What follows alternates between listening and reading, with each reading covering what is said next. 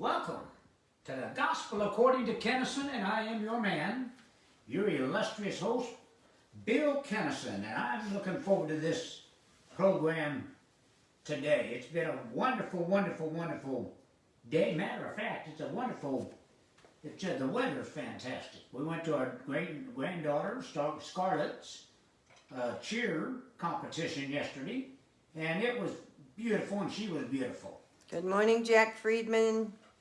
Good morning, Jack. Good morning, Marcy Kozak. Marcy Kozak. We're going to be praying for her friend Pat Morris later on in the program. And also, is Don and Cheryl on yet? No, they're not on. John Lutz is. Good morning. John Lutz. I love John Lutz. One of my closest friends. One of my closest friends. He and I don't know why, if you've got a tragedy... Misty Soper, good morning. I'm going to tell a story about Mitzi here in just a little bit. Eddie Jarvis, good morning. Eddie. Jeff McLaughlin. Eddie. Jeff McLaughlin, another wonderful friend.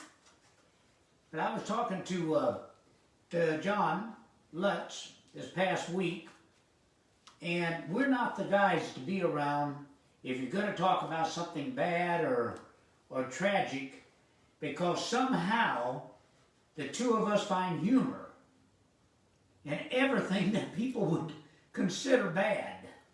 And I love John. I've had many, many good moments with John. I love John. He's a good man. Good morning, Mike Eisenberg, Joe Sumter. Mike, another friend from Peoria, Illinois, our hometown. And Joe Sumter, what can I say? What can I say? He played such an integral part in our life in California that my friendship with him will be forever. Forever. He's also our resident Taos, which I still don't think I understand what that is, but that's what he says he is. But he's with us every Sunday morning, says it's his favorite time of the week. Misty Soper said she finds humor in everything, too. Yeah, well, she got me in trouble finding humor in this week. I don't want to talk about that yet because it's going to lead into our lesson. We do have a update on Carl LeBeau that we've been praying for weeks. Carl was a acquaintance of mine for over 40 years, 42 years to be exact. I was thinking last night, 1979. I met Carl down in Houston with Sam, and they forged a friendship at that time.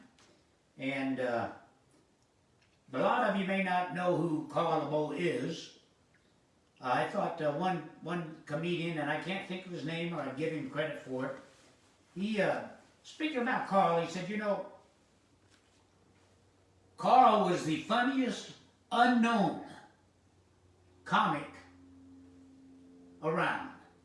And I thought that symbolized it pretty well. The general public probably doesn't know Carl LeBeau, but other comics did. And most of you that have known of him or heard of Carl, you did because he opened for Sam. Almost exclusively to the near the end of a few weeks or months before Sam died, he opened for Sam, and he finished his journey on this earth and began his journey on the next level of existence on Friday, this past Friday. He had battled cancer for, man, I'd say probably at least a couple years, Sherry. I've got the last time I seen him, I have a picture I think I posted of December the 8th, 2018. I did a wedding renewal, and he came, and I remember him telling me, you know, he wants the past to be past. We had some problems, and he said, I want the past to be past, and he told me how I'm in a really good place right now. Really good place, and then it was just a matter of a few months that was diagnosed with terminal cancer. So anyway, I'm happy that he's out of his suffering, happy he's out of pain. My heart does go out to his family, Larry, his brother, and Karen, his sister-in-law, and their children. Carl was a big presence if you was around him, and he's going to be sorely missed by them. And so I wanted to mention that. Also, we're going to be praying this morning for Pat Morse from Riding Stars. She does horse therapy. She's a friend of Marcy's, Marcy Kozak. She does horse therapy for special needs children, and she had a stroke. And I'm going to pray that she'll have a complete recovery. For someone that designates their life to special needs children, I just have a place in my heart. So we're going to remember Pat Morris in prayer this morning. And then we were going over things this past week, and Sherry mentioned she hoped that Don and Cheryl Morin's horses are going to win. And so I was jokingly saying, well, you know what, we got to pray for the horses to win. And then I go, I don't know if God's really interested in what horse wins.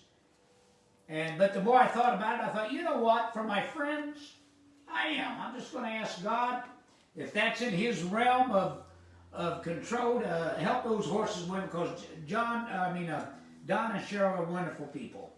Wonderful people. I want to relate to you an experience I had this week that included Mitzi Soper. I hope she don't mind me bringing this up.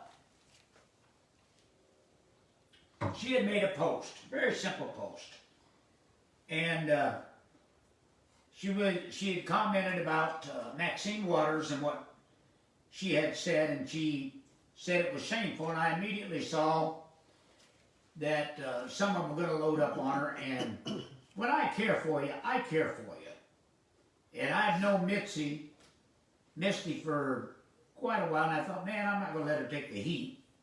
So I put in a comment, which I don't usually do that, but I put in a comment, maybe Maxine Waters should take her own advice that she gave to Representative Jim Jordan when she told him to sit down and shut his mouth.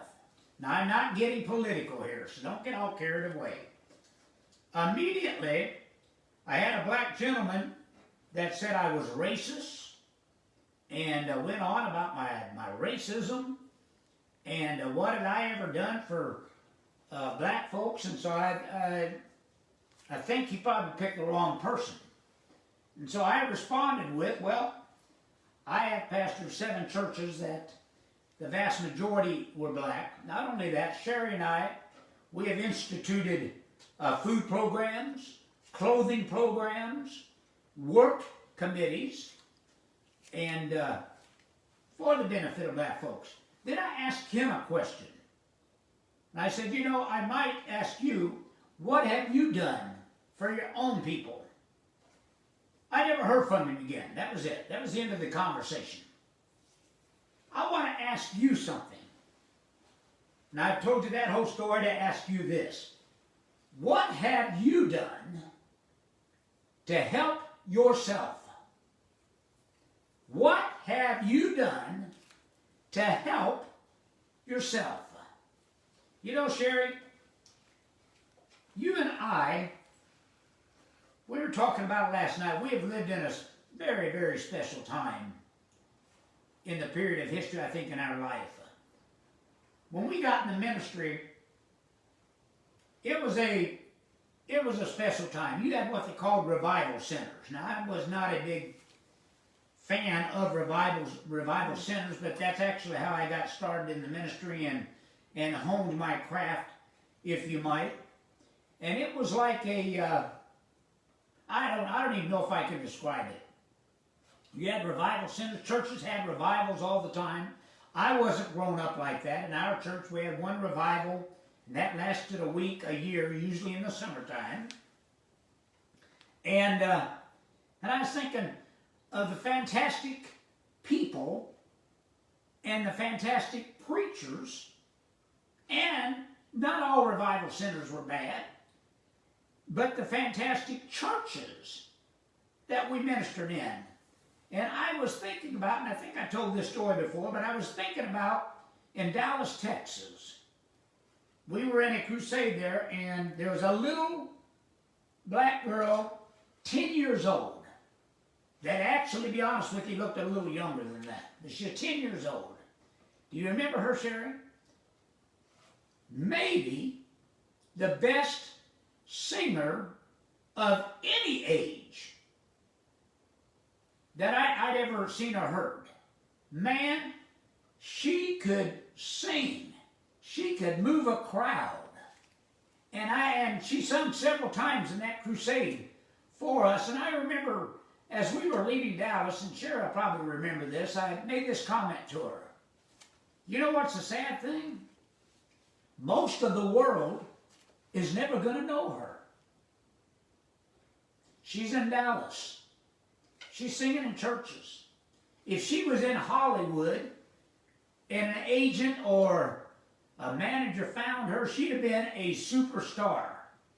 I'm telling you, I have no doubts. And it was way before American Idol or any of those shows. But I think of the different organists that we met. We ended up with one of the best, and I've mentioned him before, Clarence Williams, who's went on to the next existence. He was so good that we were friends with Billy Preston, and Sherry sung on a Fox tribute to Sam Kinison that I had produced for Fox, and she had sung, and Billy was going to play the organ for her. And as they were warming up and going over a few songs, Clarence got on the B3. And once Billy heard him play the B3, now this is Billy Preston, that played for the Beatles and played for everyone, one of the greatest keyboardists I've ever heard. And I remember he went to Sherry and goes, hey, I'm going to play the piano. Let him play the organ. That's how good Clarence was. But we do some of the greatest organists that no one outside the church was ever going to hear about. Then we came to California and managed Sam, and I think that when we came out here, it was right in the middle of a comic revolution. We owned a club in Madison, Wisconsin, but outside of L.A. and New York, you really didn't have all these comedy clubs. And we got to see comedians start from the very beginning that hit, not including my brother Sam Kinison, but Dice Clay. I mean, we could go on and on. I remember Robin Williams showing up, and he had just did I'm trying to think, Mork and Mindy, that had just started. And I remember him coming in going, Nanu, Nanu, and watching what they evolved into. And I got to thinking, the nature of man. Now I'm going to get into our lesson here. The nature of man. I noticed especially, it was also very prevalent in the ministry, but I noticed especially in comedy, there at the Comedy Store where we hung out and where Sam gained most of his experience, is that these comedians loved each other as long as you wasn't accomplishing more than they were. Then they would use feigned appreciation and act like they were happy for you, but behind your back, but that's human nature. If you want to have friends, you want friends to like you, just don't do any better than they do. Sherry and I in the ministry, we got in the ministry, and my brother Richard, and we immediately, our third revival, we were preaching at Lighthouse Tabernacle Temple in Detroit, Michigan, to 3,000 people a night. And preachers would have given anything to preach in this church. And here we were, young people just getting into the ministry as our third crusade. And not only that, we just kept on going. Jacksonville, Florida, we run 3,000 a night in that church. What I found that was that preachers didn't like us, but they would have us come and preach at their church because we were so good, not because they especially liked us. So Sherry and I, we have kind of experienced this our whole life. She opened up a theater in Upland, California, a community theater. And it was I guess you call it the King of the Mountain. I mean, it was the Grove Theater. If you mention that, everybody knew what you was talking about. And they'd act like they really liked you, Sherry. They'd act like they really liked you and I. But what they really was feeling was they resented us because we had come to them out of nowhere, not knowing you had theater experience, come out of nowhere, got an old theater, fixed it up, and we, I guess, were the largest, one of the largest, I'm trying to think. California theater was really a different category than we were, but for community theater, we was the largest. And so we have dealt with this our whole life. And somebody said, well, how did you deal with that? We dealt with it on working within, not blaming anybody. What have you done to help yourself? I want to minister something to you this morning, or teach you something. How sweet it is. I want to give you a couple scriptures. Psalms 104:34 says this, my meditation of him shall be sweet. I will be glad in the Lord. Proverbs 29:18. Where there is no vision, the people perish. Now, let me make this clear. You are responsible for making every day a happy day. You are, not other people. You are responsible for making every day of your life a happy day. When God individualized himself in you, he gave you the power, he gave you the ability to have all the good you desire. What have you done to help yourself? A lot of us blame other people. That's the first thing you want to do when you haven't exceeded to a point that you want to be or be as successful as you wanted to be. You blame other people. Well, if it hadn't been for them, I could have been a contender. No, that's a lie. I don't know why I'm feeling so giddy today. But we can go, if it wasn't for those circumstances, let me get rid of that right now. You are responsible. You are responsible. If you were to stop and think positively for a moment, the wonderful, beautiful things in your life, you might be surprised at how many blessings you actually have. I love that wonderful old Christian hymn that says, we used to sing it as little children, count your blessings and name them one by one.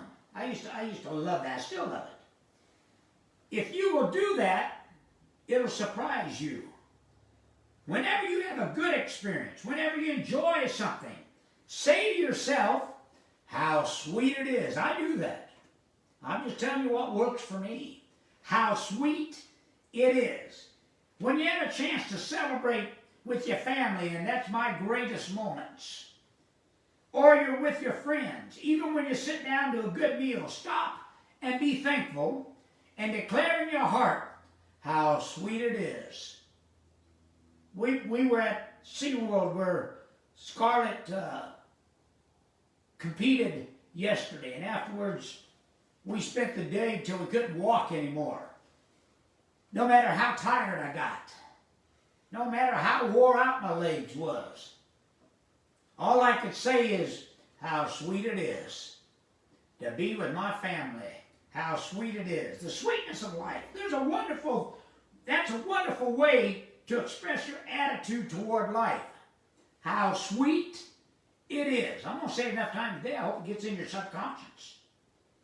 It is a good way to express thanks. It may not seem very religious to you, but whenever good things happen to you, remember, good things come your way, just say, how sweet it is. When you learn to think about the good things you're enjoying, when you begin to get the outlook and the attitude of how sweet it is, you're going to find out your life will get sweeter and sweeter. Very simple. This is a simple gospel. Jesus once said it's so simple a child could understand it. Who makes it so complicated? Who makes it so difficult to understand? The preachers, the teachers, the theologians. Make it so simple a child can understand it. If you want to experience the sweetness of life, you have to let your attitude toward life be how sweet it is. Now, as long as you're a constant and chronic complainer, you're never going to find the sweetness of life. It's impossible. Anytime you catch yourself getting into a rut, complaining, watch out. Get a hold of yourself and say, wait a minute here, hold it. I've complained long enough. I've wrung my hands and whined long enough. I have complained to everyone there is to complain to. I've complained about everyone there is to complain about. Now, what positive action am I going to take?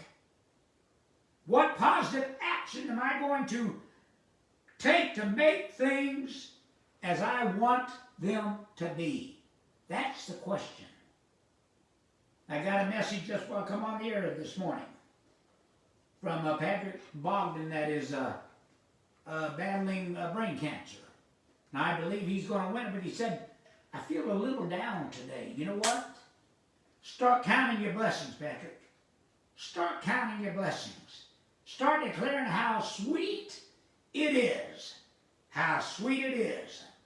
In order to have the success that you want, it has to begin within you. It's no one else's fault.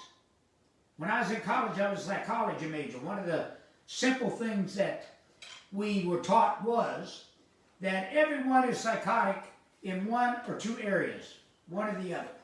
One is, it's everybody else's fault. The other is, it's all my fault. Well, you know what? You can change it. You can change it. I've never been one that thought it was everybody else's fault. I've been overloaded on the other end the early part of my life. It was all my fault. Well, if it's all my fault, I can change that. I can be successful. I can be healthy. I can be wealthy. I can be prosperous. I can have peace of mind. It's all in my control. Now, there's a difference between what people call constructive criticism and complaining. Constructive criticism means that if you look at something and it does not come up to standards, you devise ways and means of correcting it. Think positive thoughts. Take positive action. The business of just complaining about everything is no good. It's no good. I know some people who wouldn't be happy unless they had something to complain about. The more you complain, the more you're going to have to complain about, because it draws into your life. Your attitude is what draws into your life the things. Now that's wonderful if everything's going wonderful. We love to hear that. When it's not, you have to look within. Why am I drawing this into my life? Let your attitude toward life be how sweet it is. In order to have the good you desire, get in the habit of counting your blessings. Somebody said, well, you know, Bill, I really turned on this morning to get some deep spiritual lesson. I'm giving you a deep spiritual lesson that will change your life. the more you begin to appreciate the good you have, the more good you will have to appreciate. The more you praise the Lord, the more you will have to praise the Lord for. The more you become conscious of having good and being good and doing good, the more good will come into your life. Count your blessings. Declare how sweet it is. You see, the more you begin to appreciate the good you have, the more good you will have to appreciate. There's so many sweet things in life to appreciate. So many plums. Now, I didn't even bother to look this up for many, many years. Why plums? Plums, you know, represent major benefits. Have you ever heard the expression of maybe a man or a woman, a husband or a wife, and somebody tells them, talking about the other one, you have a real plum. I've got a real plum, by the way. My wife is a real plum, but you got a real plum. Plum, Sherry, she's standing here laughing. I wish y'all could see what I have to minister to here. Plums represent the major benefits in life and major good coming your way. Write the vision. I'm going to get to that in just a moment. We only have a few moments left. This reminds me of a few lines from an old Christmas poem. Now, I'm sure you're going to know it. The children were nestled all snug in their beds, with visions of sugar plums danced in their heads. You know, I always look for principles behind everything. And the symbols in this verse will help me make my point. As I've said, sugar represents the sweetness of life. The children are nestled, all snug in their bed. Indicates the conscious, reasoning mind is put to rest while you use your imagination to create and to see things you want them to be. That's why when I tell you that the best time to visualize, and at least it has been for me, is just before you go to sleep at night. You are the least resistant when you're all wore out. Always go to sleep with visions of sugar plums dancing in your head, like the little poem said about the children. Go to sleep seeing and feeling and experiencing yourself, being and doing and having the good which you desire. One of the best ways to go to sleep is what they call find that safe place. Your safe place is what you desire to be, what you desire to have. When you go to sleep, think of that safe place. While you're asleep, your destiny is arranged in your subconscious. Learn to dream dreams and see visions of what you really want. That's your subconscious, trying to relate to you what you can have. Get it in your head. Now, let me ask you, what dances in your head? What ideas fill your mind?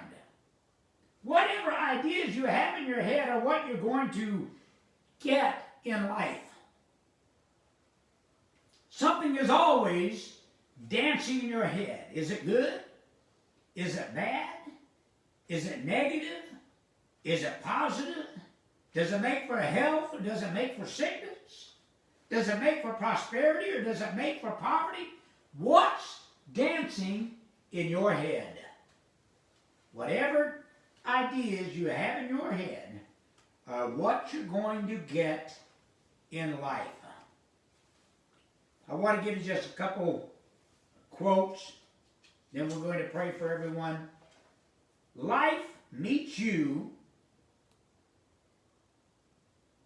like, what in the world did I? Life meets you as you meet life. That's from Dr. Frederick Eichenkoetter, commonly known as River Knight.